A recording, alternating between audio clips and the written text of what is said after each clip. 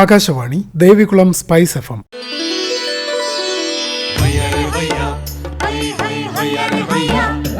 കിസാൻ വാണി.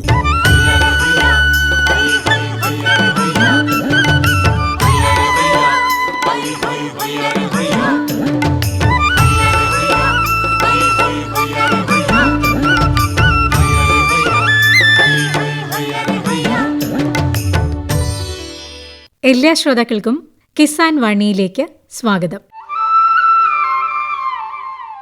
ഈ പരിപാടിയുടെ പ്രായോജകർ കേന്ദ്ര കൃഷി കർഷകക്ഷേമ മന്ത്രാലയം, ഭാരത സർക്കാർ. हर जोखिम से निकल कर फसल आए, सुरक्षित हो जाए। फसल बीमा से हर किसान अब आत्मनिर्भर हो जाए। संकट के समय प्रधानमंत्री फसल बीमा योजना किसानों के लिए वरदान है। अब सूखा पड़े या बाढ़ आ जाए कोई डर नहीं, अब ओले पड़े या कीट पतंगे फसल खा जाए कोई फिक्र नहीं, क्योंकि हमने लिया है प्रधानमंत्री फसल बीमा। बुआई से फसल कटाई तक हर जोखिम का दावा, न्यूनतम प्रीमियम पर अधिकतम भुगतान का वादा। योजना से हर साल जुड़ रहे हैं 5 करोड़ से ज्यादा किसान। अब आपकी है बारी। नजदीकी कृषि कार्यालय, सहकारी समिति, बैंक शाखा, अधिकृत बीमा कंपनी या जन सेवा केंद्र में स्वेच्छा से करा सकते हैं पंजीकरण। फसल बीमा पोर्टल या फसल बीमा ऐप द्वारा भी कराया जा सकता है पंजीकरण। प्रधानमंत्री फसल बीमा योजना, आपकी फसलों का संपूर्ण सुरक्षा कवच। कृषि एवं किसान कल्याण मंत्रालय, भारत सरकार. പ്രിയമുള്ള കിസാൻ വാണി ശ്രോതാക്കളെ, കട്ടപ്പനയ്ക്കടുത്ത് ഇരട്ടയാർ നോർത്തിലെ വീട്ടമ്മയായ ഉഷ അപ്പുക്കുട്ടൻ വട്ടക്കാവിലുമായുള്ള അഭിമുഖമാണ് ഇന്ന് കിസാൻ വാണിയിൽ. ശ്രീമതി ഉഷ അപ്പുക്കുട്ടൻ വട്ടക്കാവിലാണ് ഇന്ന് നമ്മോടൊപ്പം ഉള്ളത്. ഇരട്ടയാർ നോർത്തിലെ ഒരു വീട്ടമ്മയാണ്. എന്തൊക്കെയാണ് കൃഷികാര്യങ്ങൾ? ഏലം, കുരുമുളക്, കാപ്പി, ജാതി, ഗ്രാമ്പു, എല്ലാത്തരം നാണ്യവിളകളാണ്. ഭക്ഷ്യവിളകൾ വല്ലതും ഉണ്ടോ? ഭക്ഷ്യവിളകൾ പച്ചമുളക്, വഴുതന, പിന്നെ തക്കാളി, പയറ് കൃഷി ചെയ്യുന്നത്. ശ്രീമതി ഉഷയുടെ വീട് ഇവിടെ ഇരട്ടയാർ തന്നെയാണോ? അല്ല, സ്വന്തം വീട് എവിടെ? സ്വന്തം വീട് മണിമല. ഇവിടെ വിവാഹം കഴിച്ചു വന്നാണോ? അവിടുന്ന് ഇവിടെ വന്ന് മേടിച്ച് താമസിക്കുന്നത്. നിങ്ങൾ മണിമലക്കാരാണോ? ഭർത്താവ് മണിമലക്കാരനാണ്? അതെ. അപ്പോൾ മണിമലയിൽ നിന്ന് ഇവിടെ ഇരട്ടയാർ വന്ന് ഇവിടെ താമസം ആരംഭിച്ചിട്ട് എത്ര നാളുകളായി? 29 വർഷമായി. ഇവിടെ വരുമ്പോൾ കൃഷി എന്തെങ്കിലും ഉണ്ടായിരുന്നോ? എന്തോരം സ്ഥലം വാങ്ങിച്ചു? ഇവിടെ വന്ന് 75 സെന്റ് സ്ഥലം മേടിച്ചു. അതിനകത്ത് കുരുമുളക്, കാപ്പി, കമുങ്ങ് ഉണ്ടായിരുന്നു. കുറച്ച് സ്ഥലമുള്ളൂ, 75 സെന്റ് സ്ഥലമുള്ളൂ അല്ലേ? അപ്പൊ ഇതിനകത്ത് ഇപ്പൊ 75 സെന്റിൽ ഏറ്റവും കൂടുതൽ ആദായം ഏതിൽ നിന്നാണ് ലഭിക്കുന്നത്? ഏലകൃഷിയിൽ നിന്ന്. കുരുമുളക് അതിലുണ്ട് കൂടുതലായിട്ട്. അപ്പൊ എന്തൊക്കെ കൃഷികൾ പഠിച്ചു താങ്കൾ ഇവിടെ വന്നതിന് ശേഷം? മണിമലയിൽ എന്തൊക്കെയായിരുന്നു കൃഷികൾ ഉണ്ടായിരുന്നത്? അവിടെ റബ്ബറായിരുന്നു കൂടുതലും. കൊടിയും റബ്ബറും, തെങ്ങും. റബ്ബറും കുരുമുളക് ഉണ്ടായിരുന്നു. മണിമല കുരുമുളക് ഉണ്ട്. അപ്പൊ കുരുമുളക് ഇവിടെ ഉണ്ട്, റബ്ബറും ഇവിടെ ഉണ്ട്. നമുക്കില്ല, അവിടെ ഉണ്ടായിരുന്നു. എന്നാൽ ഈ സ്ഥലത്ത് റബ്ബറും ഉണ്ടല്ലോ, ഈ പ്രദേശത്ത് റബ്ബറും ഉണ്ട്, റബ്ബറും കുരുമുളകും ഉണ്ട്. പക്ഷെ ഏലം ഒന്നും അവിടെ ഇല്ല. ഇല്ല, ഏലമില്ല, ഇവിടെ ഏലം. അപ്പൊ ഇവിടെ വന്ന് നിങ്ങൾ സ്ഥലം വാങ്ങിച്ചതിന് ശേഷം 75 സെന്റാണ് ഉള്ളതെങ്കിൽ പോലും ഇപ്പോൾ നിങ്ങളുടെ ഒരു പ്രധാനപ്പെട്ട വരുമാന മാർഗം കൃഷിയിൽ നിന്നുള്ളത് ഏതാണ്? ഏലം, കുരുമുളക്, കാപ്പി, അത് മൂന്നും. എന്തൊക്കെ കൃഷികൾ അറിയാം? ഏലം കൃഷി ചെയ്യാൻ അറിയാം. പിന്നെ ജാതി, ഗ്രാമ്പു, വാഴ കൃഷികളുണ്ട്. ജാതിയും ഗ്രാമ്പും ഒക്കെ നാണ്യവിള എന്നുള്ള നിലയ്ക്ക് നിങ്ങൾ ഇവിടെ വന്നതിന് ശേഷം എത്ര നാൾ കഴിഞ്ഞപ്പോൾ നട്ടതാണത്? 10-20 വർഷമായിട്ടുണ്ടോ? ഉണ്ട്, 20 വർഷമായി. അപ്പൊ അതിൽ നിന്നൊക്കെ ആദായം കിട്ടുന്നുണ്ടോ?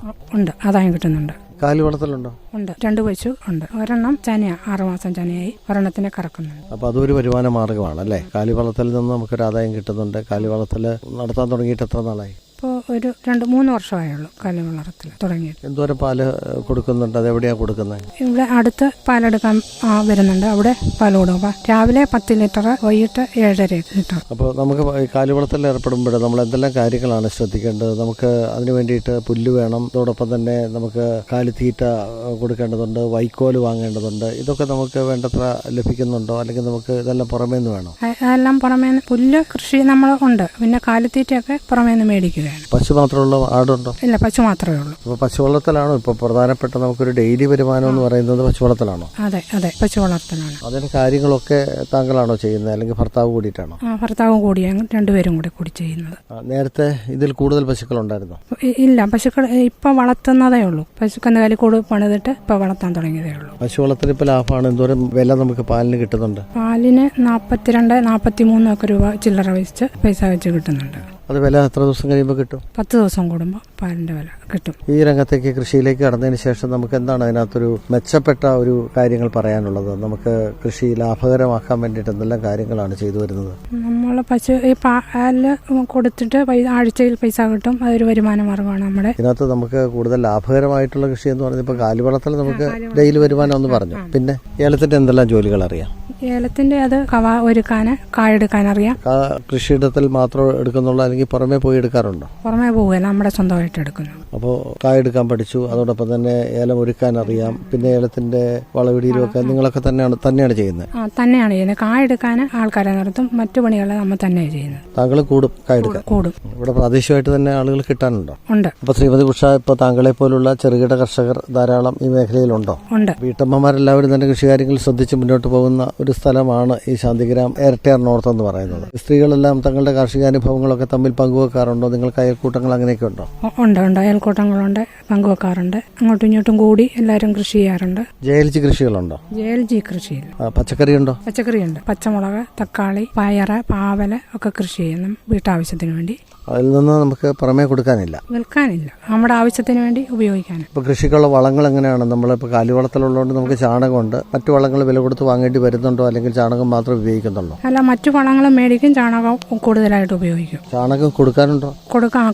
നമുക്ക് കുറവ് സ്ഥലമുള്ളതുകൊണ്ട് കൊടുക്കാനുണ്ട്, നമ്മുടെ പറമ്പിലിട്ടിട്ട് കൊടുക്കാനും കൂടിയുണ്ട്. എന്ത് വിലയ്ക്ക് ചാണകം കൊടുക്കാറ്? ഇവിടെ 45 രൂപ പാട്ടയ്ക്ക് അങ്ങനെ കൊടുക്കുന്നത്. അപ്പോൾ 45 രൂപയ്ക്ക് ചാണകം വാങ്ങാൻ ആളുണ്ടല്ലേ? ഉണ്ട്, വാങ്ങാൻ ആളുണ്ട്. അപ്പോൾ പൊതുവെ കൃഷിയിലേക്ക് മണിമലയിൽ നിന്ന് ഇവിടേക്ക് വന്നു, കൃഷികാര്യങ്ങളിൽ ഏർപ്പെട്ടു. ഇപ്പോൾ മുഖ്യ വരുമാന മാർഗം എന്ന് പറയുന്നത് കാലിവളത്തിലും മറ്റ് കൃഷികാര്യങ്ങളുമാണ് അല്ലേ? നമുക്കിതുകൊണ്ട് തന്നെ ജീവിതം മുന്നോട്ട് കൊണ്ടുപോകാൻ കഴിയുന്നുണ്ടോ? നമുക്ക് വായ്പയൊക്കെ എടുക്കേണ്ടി വരുന്നുണ്ടോ, അല്ലെങ്കിൽ കൃഷിയിൽ നിന്ന് തന്നെയുള്ള ആദായം കൊണ്ട് മുന്നോട്ട് പോവുകയാണോ? ഇല്ല, കൃഷിയിൽ നിന്ന് തന്നെ എല്ലാ വായ്പ എടുക്കാനും വായ്പ എടുക്കും. വായ്പ എടുത്ത് ഇത് കൃഷിയിൽ നിന്ന് കിട്ടുന്ന വരുമാനം കൊണ്ട് അടച്ച് കാര്യങ്ങൾ ഓടിക്കുന്നു. എന്തെല്ലാം കാര്യങ്ങൾക്ക് വേണ്ടിയിട്ടാണ് വായ്പ എടുക്കേണ്ടി വരുന്നത്? വായ്പ എടുക്കാൻ കൃഷിക്ക് വേണ്ടി, പിന്നെ പശുവിനെ മേടിക്കാൻ ഒക്കെ വായ്പ എടുത്തിട്ടുണ്ട്. മക്കൾ പഠിക്കാണോ? മക്കൾ ഒരാൾ പഠിക്കുന്ന, ഒരാളെ കെട്ടിച്ചു വിട്ടു, കല്യാണം കഴിച്ചു വിട്ടതാ. ഒരാൾ പഠിക്കുക, 2 പെൺപിള്ളേരാ. ഒരാളെ കെട്ടിച്ചു വിട്ടു. ഇളയ മോൾ എന്തിനാ പഠിക്കുന്നത്? ഇളയ മോള് MCOM കഴിഞ്ഞിട്ട് ഇപ്പൊ PSC കോച്ചിങ് പഠിക്കുന്നു. എവിടെയത്? അത് കട്ടപ്പന. അപ്പോൾ മക്കളെ പഠിപ്പിക്കാൻ വേണ്ടിയിട്ട് വായ്പ എടുക്കേണ്ടി വന്നു? പഠിപ്പിക്കാൻ വേണ്ടിയിട്ടും വായ്പ എടുക്കേണ്ടി വന്നിട്ടുണ്ട്. ഇളയ മകളെ പഠിപ്പിക്കാനും വേണ്ടി, PGക്കൊക്കെ വിടാനും വേണ്ടി വായ്പ എടുത്ത് പഠിപ്പിച്ചു. മക്കളെവിടെയാ പഠിച്ചതൊക്കെ? ഇളയ മാള് JPM പഠിച്ചു, പിന്നെ ഇരട്ടയാറ സ്കൂളിൽ പഠിച്ചിട്ടുണ്ട്, പിന്നെ നെടുങ്കണ്ടത്ത് IHRD കോളേജിലും പഠിച്ചു. മൂത്തയാള് കട്ടപ്പന പഠിച്ചു. ഡിഗ്രി കഴിഞ്ഞ് വിവാഹം കഴിച്ചു വിട്ടു. എവിടെയൊക്കെ വിവാഹം കഴിച്ചു വിട്ടേ?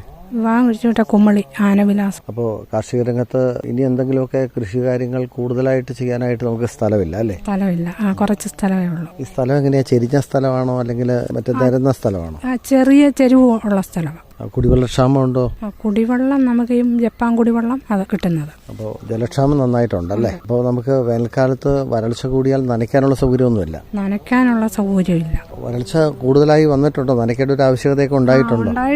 ഉണ്ടായിട്ടുണ്ട്. അപ്പൊ ഈ പടുതാക്കളമൊക്കെ കുത്തിയിട്ട് അതിനകത്തൂടെ നനയ്ക്കാൻ വെള്ളം ശേഖരിച്ചിട്ട് നനയ്ക്കും. അപ്പോൾ കൃഷി ഇവിടെ വന്ന് ചില കൃഷികൾ കൂടുതലായിട്ട് ശ്രീമതി ഉഷ പഠിച്ചു അല്ലേ? അവിടെ മണിമലയിലെ അവിടെ റബ്ബർ കൃഷി മാത്രമേ ഉള്ളായിരുന്നു. ഇവിടെ വന്നു കഴിഞ്ഞാൽ എല്ലാം ചെയ്യാൻ പഠിച്ചു.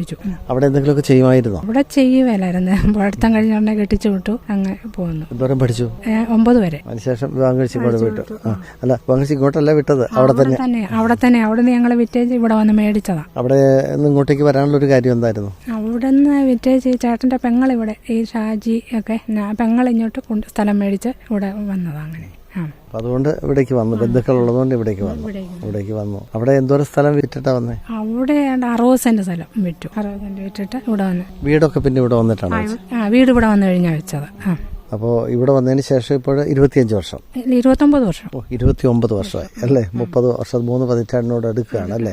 ഉഷ ചേച്ചി ഇവിടെ വന്ന് കാർഷിക പ്രവർത്തനങ്ങളിലൊക്കെ ഏർപ്പെട്ട്, വീട്ടുകാര്യങ്ങളിലൊക്കെ ഏർപ്പെട്ട് മുന്നോട്ട് പോകാനായിട്ട് തുടങ്ങിയിട്ട്. അപ്പോൾ നിങ്ങൾ രണ്ടുപേരുമാണ് എല്ലാ കാര്യങ്ങളും ഏതാണ്ട് പൂർണ്ണമായിട്ട് ചെയ്യുന്നത്? അതെ, ഞങ്ങൾ രണ്ടുപേരും കൂടിയാണ് ചെയ്യുന്നത്. ഇപ്പോൾ കാർഷിക രംഗത്ത് കുറച്ച് സ്ഥലം മാത്രമേ ഉള്ളൂ ശ്രീമതി ഉഷ അപ്പുക്കുട്ടന്. അപ്പോൾ ഉഷ ചേച്ചിയും അപ്പുക്കുട്ടൻ ചേട്ടനുമാണ് 75 സെന്റ് സ്ഥലത്തെ കാർഷിക പ്രവർത്തനങ്ങളെല്ലാം നടത്തിക്കൊണ്ട് പോകുന്നത്. ഇരട്ടയാർ നോർത്തിലെ ശ്രീമതി ഉഷ അപ്പുക്കുട്ടൻ ഒട്ടക്കാവിലാണ് ഇത്രയും നേരം കാർഷിക രംഗത്തെ അനുഭവങ്ങൾ പങ്കുവച്ചത്. കട്ടപ്പനയ്ക്കടുത്ത് ഇരട്ടയാർ നോർത്തിലെ വീട്ടമ്മയും കർഷകയുമായ ഉഷ അപ്പുക്കുട്ടൻ വട്ടക്കാവിലുമായി ഇതുവരെ സംസാരിച്ചത് ആന്റണി മുനിയറ. പ്രധാനമന്ത്രി കിസാൻ സമ്മാൻ നിധി ഈ പദ്ധതിയിൻ കീഴിൽ 2 ഹെക്ടർ വരെ കൈവശ ഭൂമിയുള്ള കർഷക കുടുംബത്തിന് 6000 രൂപ പ്രതിവർഷം നൽകുന്നതായിരിക്കും. അർഹരായ കർഷകർക്ക് 2000 രൂപ വീതം 3 തവണകളായി നേരിട്ട് അവരുടെ അക്കൗണ്ടിൽ നിക്ഷേപിക്കുന്നതായിരിക്കും. ഈ ചെറുകിട നാമമാത്ര കർഷക കുടുംബങ്ങളെ സംസ്ഥാന സർക്കാർ തെരഞ്ഞെടുത്തുകൊണ്ടിരിക്കുകയാണ്. ഈ പദ്ധതിയുടെ മുഴുവൻ ചെലവും ഭാരത സർക്കാരാണ് വഹിക്കുന്നത്. പ്രധാനമന്ത്രി കിസാൻ സമ്മാൻ നിധി കർഷകരുടെ കൃഷിപരമായ പുതിയ അഭിമാനം. കൃഷി കർഷക ക്ഷേമ മന്ത്രാലയം, ഭാരത സർക്കാരിൽ നിന്ന് ജനതാൽപര്യാർത്ഥം. 2023 ചെറുധാന്യങ്ങളുടെ അന്താരാഷ്ട്ര വർഷം. അന്താരാഷ്ട്ര ചെറുധാന്യ വർഷാചരണത്തിന്റെ ഭാഗമായി ഇന്ന് ഈ പരിപാടിയിൽ ആലപ്പുഴ കൃഷി വിജ്ഞാന കേന്ദ്രത്തിലെ doctor P Muraleedharan, Anju Sathyan S, Jisi George എന്നിവർ തയ്യാറാക്കിയ ലേഖനം കേൾക്കാം. ശീലമാക്കാം ചെറുധാന്യങ്ങൾ. ലോകമെമ്പാടും ജീവിതശൈലീ രോഗങ്ങൾ പിടിമുറുക്കുന്ന സാഹചര്യത്തിൽ അവയെ ചെറുക്കുന്നതിനുള്ള സൂപ്പർ ഫുഡായി കരുതപ്പെടുന്ന ഭക്ഷണമാണ് ചെറുധാന്യങ്ങൾ. പ്രമേഹവും അനുബന്ധ രോഗങ്ങളും ക്യാൻസറും പിടിമുറുക്കുന്ന ഇക്കാലത്ത് അവയെ ചെറുക്കുന്നതിന് ഇന്ത്യ മുന്നോട്ട് വയ്ക്കുന്ന പ്രതിവിധിയാണ് ചെറുധാന്യങ്ങൾ അഥവാ മില്ലറ്റുകൾ. അതുകൊണ്ട് തന്നെ 2023 ചെറുധാന്യങ്ങളുടെ അന്തർദേശീയ വർഷമായി ആചരിക്കപ്പെടുന്നു. ഇങ്ങനെ ആചരിക്കപ്പെടാൻ മാത്രം എന്ത് സവിശേഷതയാണ് ചെറുധാന്യങ്ങൾക്കുള്ളതെന്ന് നോക്കാം. ജലാംശം കുറഞ്ഞ വരണ്ട പ്രദേശങ്ങളിലും ഇത് വിളയിച്ചെടുക്കാം. കുറഞ്ഞ ഊർജ്ജമൂല്യവും കൊഴുപ്പും ഉയർന്ന അളവിലുള്ള ഭക്ഷ്യനാരുകളും പ്രോട്ടീനും ധാതുലവണങ്ങളും കൂടാതെ ഗ്ലൂട്ടൻ എന്ന അലർജിയുളവാക്കുന്ന പ്രോട്ടീൻ ഇല്ലെന്നുള്ള മെച്ചവും.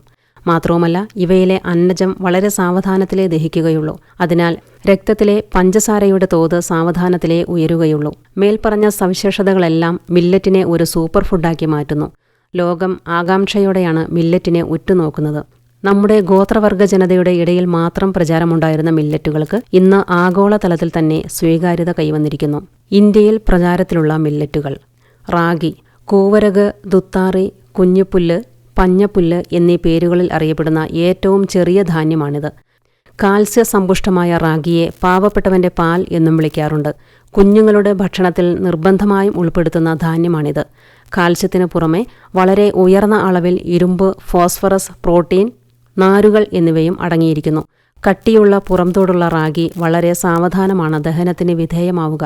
അതിനാൽ പ്രമേഹ രോഗികൾക്ക് പ്രയോജനപ്രദമാണ്. കുഞ്ഞുങ്ങൾക്ക് കുറുക്ക് തയ്യാറാക്കുമ്പോൾ കുതിർത്ത് മുളപ്പിച്ചതിന് ശേഷം അരച്ച് തവിട് നീക്കം ചെയ്ത് വേണം ഉപയോഗിക്കാൻ.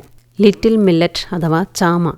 ഉയർന്ന അളവിൽ പ്രോട്ടീൻ, ഭക്ഷ്യനാര്, അപൂരിത കൊഴുപ്പ് എന്നിവ അടങ്ങിയ ചാമ ഏറെ രുചികരവും പോഷകപ്രദവുമാണ്.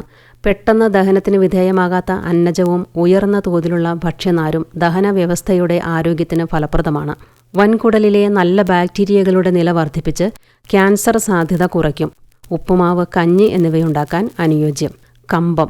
ബജ്ര, പേൾ മില്ലറ്റ് എന്നെല്ലാം അറിയപ്പെടുന്ന കമ്പം ചെറുധാന്യങ്ങളിലെ വിശേഷ ഇനമാണ്. മുത്തിന്റെ ആകൃതിയും നിറവുമുള്ള കമ്പം ചെറുധാന്യങ്ങളിലെ മുത്താണ്. അപൂരിത കൊഴുപ്പുകളാൽ സമ്പന്നമായ ഈ ധാന്യം ഹൃദയാരോഗ്യത്തിന് ഫലപ്രദമാണ്. ഇരുമ്പ്, സിങ്ക്, പ്രോട്ടീൻ, ഭക്ഷ്യനാര് എന്നിവയാൽ സമ്പന്നം. ഇത് പൊടിച്ച് തയ്യാറാക്കുന്ന മാവ് ഉപയോഗിച്ച് റൊട്ടി, ചപ്പാത്തി, പൂരി, കുക്കീസ്, ബിസ്ക്കറ്റ് എന്നിവ തയ്യാറാക്കാം. സ്വർഗം. ജോവർ, മണിച്ചോളം, കാഫ്രിക്കോൺ എന്നെല്ലാം അറിയപ്പെടുന്ന ധാന്യം. കുലകുലയായി വളരുന്ന പൂങ്കുലയിൽ വെളുത്ത നിറമുള്ള വിത്തോടു കൂടിയ ഈ ധാന്യത്തിൽ പ്രോട്ടീനും ഭക്ഷ്യനാരുകളും അടങ്ങിയിരിക്കുന്നു. ഇരുമ്പ് സത്ത് ധാരാളം അടങ്ങിയിട്ടുള്ള ഈ ധാന്യം വിളർച്ച രോഗം തടയാൻ ഉത്തമമാണ്. പൊടിച്ച് മാവ് തയ്യാറാക്കി റൊട്ടി, ചപ്പാത്തി, ബേക്കറി ഉൽപ്പന്നങ്ങൾ എന്നിവ തയ്യാറാക്കാം. മണിച്ചോളത്തിൻ്റെ അവൽ ഏറെ രുചികരവും പോഷകപ്രദവുമാണ്. അവലാക്കിയും ഉപയോഗിക്കാം. കോഡോ മില്ലറ്റ്. വരക്, കൗഗ്രാസ്, ഇന്ത്യൻ ക്രൗൺ ഗ്രാസ് എന്നെല്ലാം അറിയപ്പെടുന്നു. ആൻറ്റി ഓക്സിഡൻറ്റുകളാൽ സമ്പന്നമാണ് കോഡോ മില്ലറ്റ്. കൂടാതെ ബി ജീവകങ്ങളും ധാരാളം അടങ്ങിയിരിക്കുന്നു. ഹൃദയത്തിന്റെ ആരോഗ്യ സംരക്ഷണത്തിന് ഫലപ്രദമാണ്. അധിക കൊഴുപ്പിനെയും രക്തസമ്മർദ്ദത്തെയും നിയന്ത്രിക്കാൻ സഹായകരം. കോഡോ മില്ലറ്റ് ഉപയോഗിച്ച് ഉപ്പുമാവ്, കഞ്ഞി, കുക്കീസ്, ബിസ്ക്കറ്റ് എന്നിവ തയ്യാറാക്കാം. തിന, കോറോ, ഫോക്സ്ടെയിൽ മില്ലറ്റ് എന്നെല്ലാം അറിയപ്പെടുന്നു. വളർത്തുപക്ഷികൾക്ക് ആഹാരമായിട്ടാണ് തിന കൂടുതലും ഉപയോഗിച്ചു വരുന്നത്. പ്രമേഹം നിയന്ത്രിക്കാൻ വളരെ ഫലപ്രദമാണ് തിന. സവിശേഷമായൊരു സ്വാദുള്ള തിന അരിക്ക് പകരമായി പോലും ഉപയോഗിക്കാവുന്ന ചെറുധാന്യമാണ്. ബാൺയാർഡ് മില്ലറ്റ്. കുതിരവാലി, കവട എന്നീ പേരുകളിൽ അറിയപ്പെടുന്ന ബാൺയാർഡിന് കട്ടിയേറിയ പുറന്തോടുണ്ട്. ഇത് നമ്മുടെ ദഹനവ്യൂഹത്തിന് ദഹിപ്പിക്കാൻ പ്രയാസമാണ്. അതിനാൽ തവിട് നീക്കം ചെയ്ത് ഉപയോഗിക്കുന്നതാണ് ഉത്തമം. നുറുക്കരിയോട് സാമ്യമുള്ള ബാൺയാർഡ് മില്ലറ്റ് ഉപയോഗിച്ച് പുലാവ്, ഉപ്പുമാവ്, കഞ്ഞി എന്നിവ തയ്യാറാക്കാം. ഗ്ലൈസീമിക് ഇൻഡെക്സ് വളരെ കുറവും ധാതുലവണ സമ്പുഷ്ടവുമാണ് ഈ ചെറുധാന്യം. പോർസോ മില്ലറ്റ്, പനിവരക്, ബാരി എന്നീ പേരുകളിൽ അറിയപ്പെടുന്ന പോർസോ മില്ലറ്റ് വളരെ പുരാതനമായ ധാന്യമായി കരുതപ്പെടുന്നു. പൊടിച്ച് മാവാക്കിയും നേരിട്ടും ഉപയോഗിക്കാം. ചെറുധാന്യങ്ങൾ ഉപയോഗിച്ച് ഉൽപ്പന്നങ്ങൾ. അനുയോജ്യമായ ചേരുവകൾ ഉപയോഗിച്ചുകൊണ്ട് ചെറുധാന്യങ്ങളിൽ നിന്നും നിരവധി മൂല്യവർദ്ധിത ഉൽപ്പന്നങ്ങൾ തയ്യാറാക്കാം. Health mix. 1-2 ചെറുധാന്യങ്ങൾ അല്ലെങ്കിൽ മുളപ്പിച്ച ധാന്യങ്ങൾ, കായപ്പൊടി, പയറുവർഗ്ഗങ്ങൾ എന്നിവ ചേർത്ത് ഉണക്കിപ്പൊടിച്ച് തയ്യാറാക്കാം. ഏതു പ്രായക്കാർക്കും അനുയോജ്യം. ഉപ്പുമാവ് മിക്സ്. ചാമ, കോഡോ, ബാൻഡ്യാർഡ്, പോർസോ എന്നീ ചെറുധാന്യങ്ങളാണ് ഉപ്പുമാവ് നിർമ്മിക്കാൻ അനുയോജ്യം.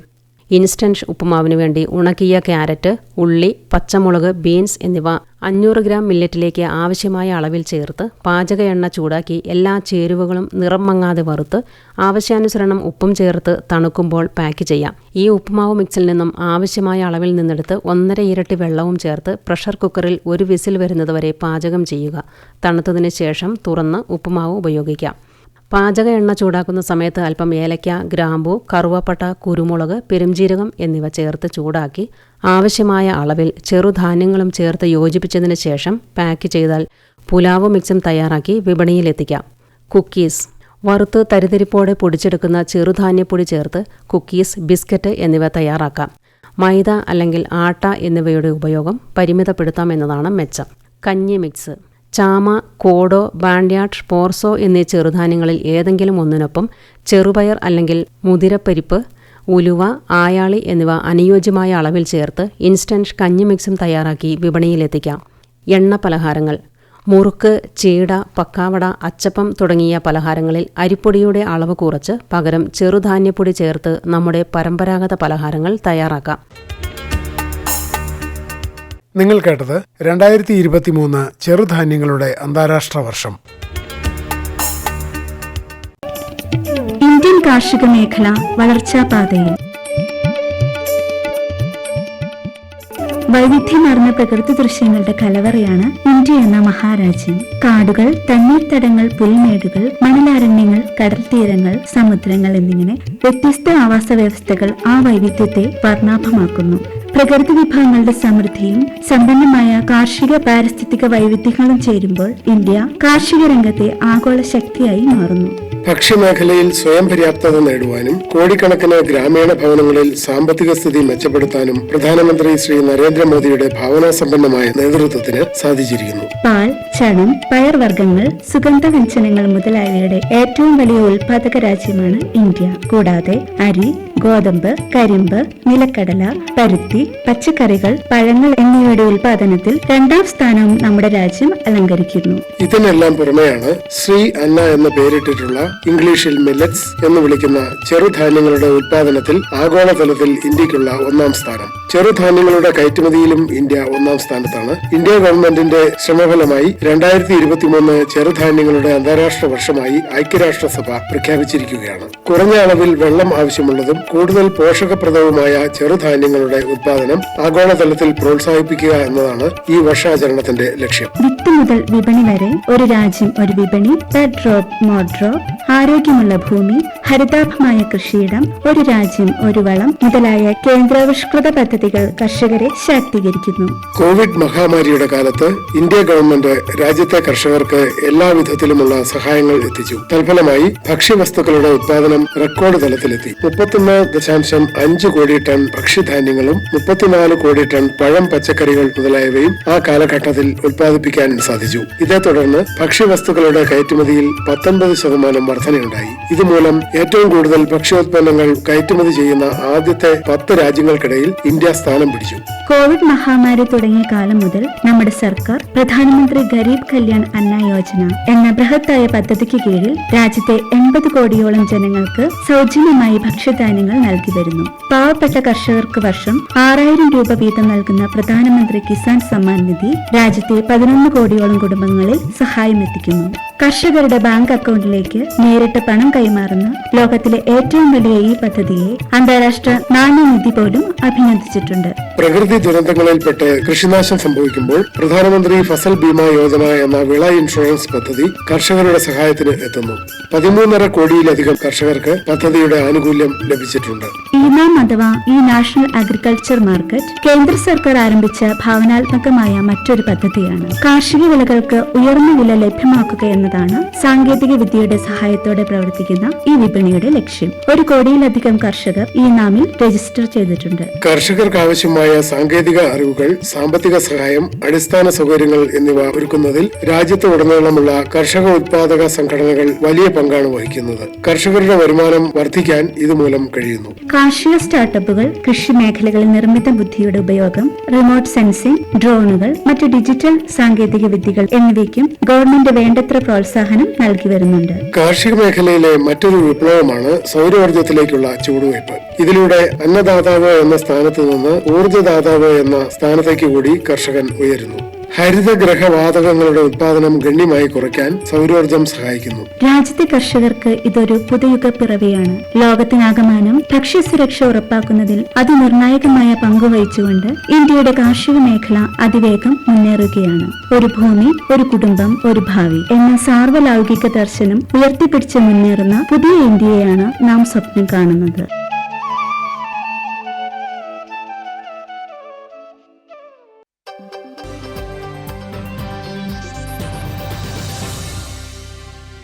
खाद्यान्न संकट के गहराने की आशंका ने दुनिया भर के देशों की चिंता को बढ़ा दिया है। बढ़ती आबादी का बोझ, निरंतर बदलते मौसम और खेती किसानी में बढ़ती लागत के बीच फायदे की खेती के विकल्प पर मिलेट की खेती अपनी जगह बना रही है। श्री अन्न यानी मिलेट्स की खेती कोई नई नहीं है। आजादी के 1 दशक बाद तक देश की बड़ी आबादी मिलेट खाद्यान्न पर ही निर्भर थी, लेकिन हरित क्रांति की आंधी से गेहूं और चावल के उत्पादन ने सारे रिकॉर्ड तोड़ दिए। लेकिन मिलेट का रकबा धीरे धीरे कम होता चला गया। बीते 1 दशक से एक बार फिर मिलेट ने खेतों को हरा भरा किया है। हम पहले क्या है देसी बाजरे की खेती करते थे, उसमें हमारे को 100 से 110 दिन का फसल में तैयार होने में टाइम लगता था। फिर हमने अभी 6-7 साल से हाइब्रिड बाजरे की खेती करना शुरू किया। उसमें क्या है हमारे को 75 से 80 दिन का समय लगता है और अच्छी उपज तैयार होती है और इसकी मार्केट में वैल्यू भी बढ़िया मिलती है। इसलिए हमने इसका खेती का रकबा ज़्यादा बढ़ा दिया। कम मेहनत और लंबे समय तक खराब न होने की खासियत श्री अन्न की फसलों के दायरे को अब और बढ़ा रही है। इसके अलावा पूरी दुनिया में एक बड़ी आबादी के खान पान की शैली में भी बदलाव आया है और मिलेट ने थाली में अपनी ज्यादा जगह बनाई है, जिसकी एक बड़ी वजह मिलेट की पोषक गुणवत्ता को भी माना जा रहा है। मिलेट की मांग बढ़ाने के लिए अब माननीय प्रधानमंत्री जी की पहल पर संयुक्त राष्ट्र ने 2023 को इंटरनेशनल ईयर ऑफ मिलेट्स मनाने का फैसला किया है। पूरी दुनिया में मिलेट को भारत और अफ्रीका की फसल कहा जाता है, क्योंकि इन दोनों ही जगहों में प्राचीन काल से ही मिलेट की खेती हो रही है। अकेले भारत में 10 तरह के श्री अन्न का उत्पादन होता है, जिसमें ज्वार, बाजरा, रागी यानी मंडवा, रामदाना, कुट्टू, कंगनी, कोदो, सावा, कुटकी, चीना यानी प्रोसो आदि शामिल हैं। चावल, गेहूं और मक्के के बाद मिलेट में बाजरा और ज्वार भारत में सबसे महत्वपूर्ण फसलों में शामिल हैं। यही वजह है कि भारत मिलेट का एक प्रमुख उत्पादक है। खास बात यह है कि भारत की हिस्सेदारी एशिया के उत्पादन में 80% और वैश्विक उत्पादन में 20% की है। फिलहाल भारत में मिलेट की औसत उपज 1268 किलो प्रति हेक्टेयर है, जो वैश्विक औसत उपज 1211 किलो प्रति हेक्टेयर से अधिक है। मिलेट्स जैसे रागी, ज्वार, बाजरा, कोडो, जोंगोरा, बार्ली, कोटकी, इन जैसे अनाज की पैदावार बढ़े, लोग अपने भोजन में इन्हें शामिल करें, इस और प्रयास बढ़ाए जा रहे हैं। मैं आज एफएओ को विशेष धन्यवाद देता हूं कि उसने वर्ष 2023 को इंटरनेशनल ईयर ऑफ मिलेट्स घोषित करके भारत के प्रस्ताव को पूरा समर्थन दिया है। हमारे देश में उगाई जाने वाली प्रमुख श्री अन्न फसलें और उनके उत्पादन की हिस्सेदारी प्रतिशत को देखें तो पर्ल मिलेट यानी बाजरे की हिस्सेदारी 61% है, ज्वार की हिस्सेदारी 27% और फिंगर मिलेट यानी रागी की हिस्सेदारी 10% है।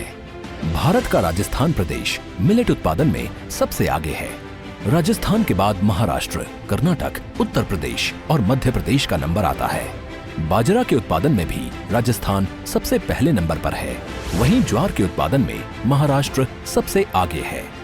देश के कुछ राज्य जैसे कर्नाटक, तमिलनाडु, उत्तराखंड और महाराष्ट्र में फिंगर मिलेट यानी रागी का उत्पादन होता है। स्मॉल मिलेट के उत्पादन में मध्य प्रदेश अग्रणी है। मध्य प्रदेश के बाद उत्तराखंड, महाराष्ट्र और तमिलनाडु का नंबर आता है। साल 2023 को इंटरनेशनल ईयर ऑफ मिलेट घोषित किए जाने के बाद मिलेट्स को लोगों के बीच लोकप्रिय बनाने के लिए कई तरह के कार्यक्रमों की योजना बनाई जा रही है ताकि मिलेट्स का न सिर्फ उत्पादन बढ़े बल्कि वैश्विक खपत और निर्यात में भी बढ़ोतरी हो। मिलेट के उत्पादों की ब्रांडिंग पर भी विशेष जोर दिया जा रहा है और रणनीति पर केंद्रित कार्यक्रम किए जाएंगे। एक रिपोर्ट के मुताबिक फिलहाल 500 से अधिक स्टार्टअप बाजार मूल्य श्रृंखला में काम कर रहे हैं। वहीं Indian institute of millets research ने 250 स्टार्टअप्स को साथ लिया है। यही नहीं, 66 से अधिक स्टार्टअप्स को 6.2 करोड़ रुपए से अधिक दिए गए हैं, जबकि लगभग 25 स्टार्टअप्स को आगे फाइनेंस के लिए मंजूरी प्रदान की गई है। Initially incubated at IIMR had taken great technology from them, and then we started selling millet chikkis initially in the schools and then in the kirana stores. So we right now sell about roughly 20 lakh millet chikkis per day. Shri अन्न के प्रति सरकार और लोगों के बीच ये जागरूकता एक लंबा सफर तय करने वाली है। जाहिर है आने वाले वक्त में हरित क्रांति की तरह ही इस देश और दुनिया में मिलेट क्रांति का आगाज तय है। सूखा हो या बेमौसम की बरखा हो, कीड़ा लगे खेत में या दुविधा हो, बहुत ही कम प्रीमियम पे पूरी हो भरपाई, फसल बीमित रहे कटाई के बाद भी भाई। हाँ, ऋणी या अऋणी अब हर किसान लाभ उठाए, एक मौसम एक दर है सब किसान बीमा कराए। प्रधानमंत्री फसल बीमा योजना से हर किसान मुस्काए। कृषि और किसान कल्याण मंत्रालय द्वारा किसान हित में जारी।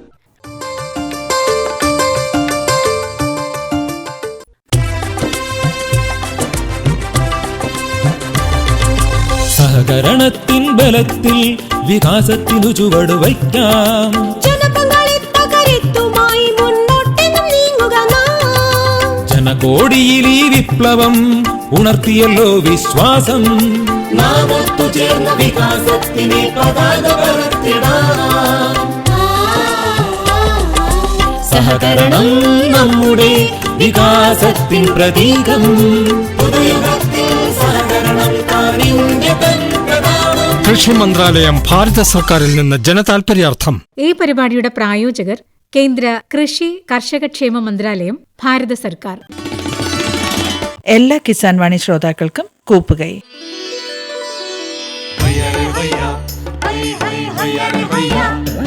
കിസാൻ വാണി സമാപിക്കുന്നു.